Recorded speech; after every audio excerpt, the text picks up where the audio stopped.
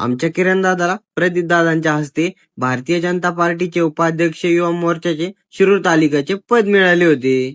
तर कस काय मंडळी, सगळ्यांच्या उठायच्या आधी मी चालतो रानात, पण इतर तर काय वेगळंच झालंय. थांबा दाखव.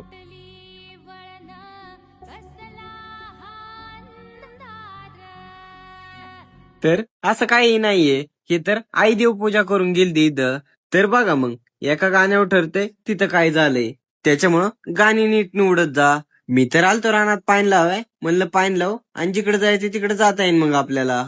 मग काय, सगळं कामं राखल्यावर आपलं मस्तपैकी आंघोळ करून घेतली आधी आणि निघालो होतो हॉटेलच्या दिशेने. पण मध्येच आपल्याला भेटले होते डॉक्टर झुंझुनवाला. थांबा तुम्हाला दाखवतो. हे डॉक्टर तर आहेत, पण मेकॅनिकल डॉक्टर आहेत. त्याच्यामुळं कोणती वस्तू कुठं खोलायची, कशी खोलायची, कशी जोडायची हे ह्याच व्यक्तीला कळू शकतं. तसं मला तर फक्त खोलता येतं, जोडता नाही येत.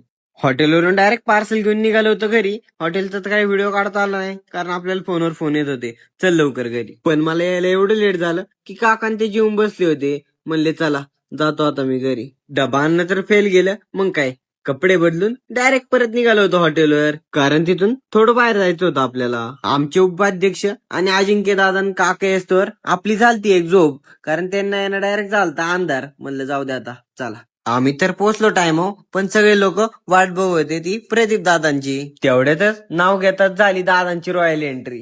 म्हणलं चला लावा आता फटाकडे. काय मग, दादा डायरेक्ट निघाले ते हॉलच्या दिशेने. म्हणले चला कार्यक्रम उरकायचा आपल्याला लवकर. मग काय, बरीच भाषणे झाल्यानंतर दादांनी घेतला होता माईक त्यांच्या हातात. त्यांनी बऱ्याच मुद्द्यांवर चर्चा केली आणि त्याच्यानंतर डायरेक्ट झालं पद वाटप सुरू. मग काय, आपल्या दादाला पण उपाध्यक्ष पद भेटलंच एकदाच.